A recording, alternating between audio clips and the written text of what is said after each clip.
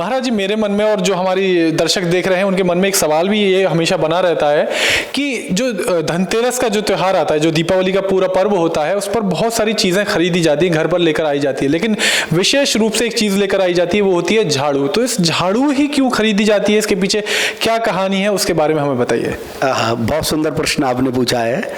झाड़ू का मतलब है आज के ही दिन, माने कि धनत्रयोदशी वाले दिन ही एक अंश से झाड़ू के अंदर भगवती लक्ष्मी का निवास हो गया।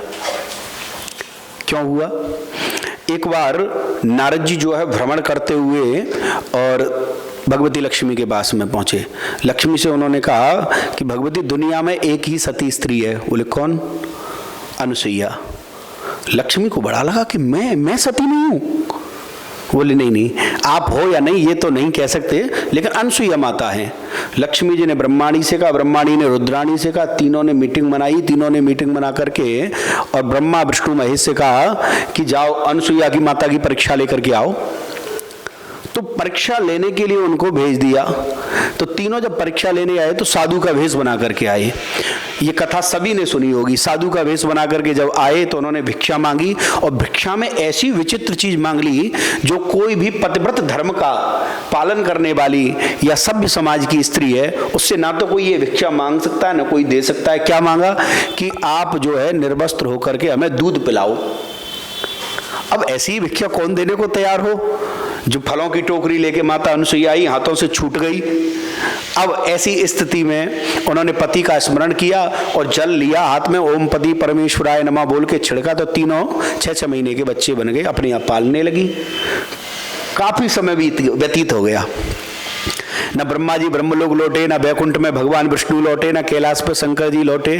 तो लक्ष्मी जी ने नारद जी को पकड़ा, उनसे कहा कि नारद ये बताओ हमारे पति कहाँ हैं? बोले कि ये तो तुम्हें पता होगा, पति तुम्हारे हैं, हमें कैसे पता है? तो बोले तुमने ही कहा था परीक्षा लेने भेजे थे अनुसुईया माता की, तो बताइए तुम कहाँ गए?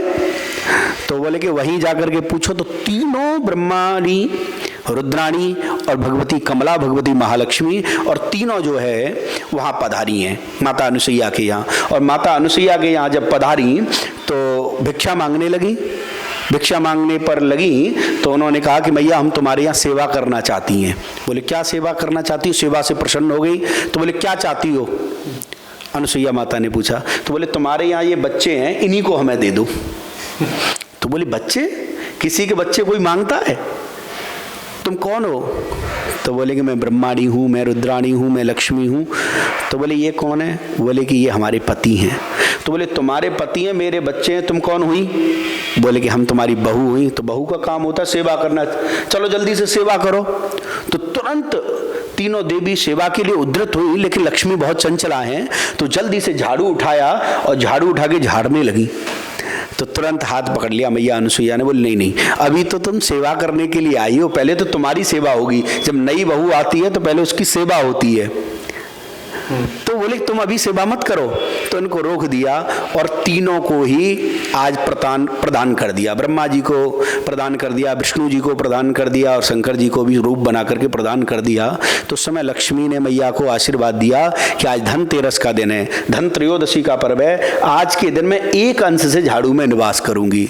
तो धनतेरस वाले दिन यदि जो झाड़ू का पूजन करते हैं उनके घर से दरिद्रता बाहर चली जाती है, साक्षात लक्ष्मी ही उनके घर में विराजती है। चलिए बहुत बहुत जी, बहुत बहुत धन्यवाद महाराज हमें जानकारी देने के लिए।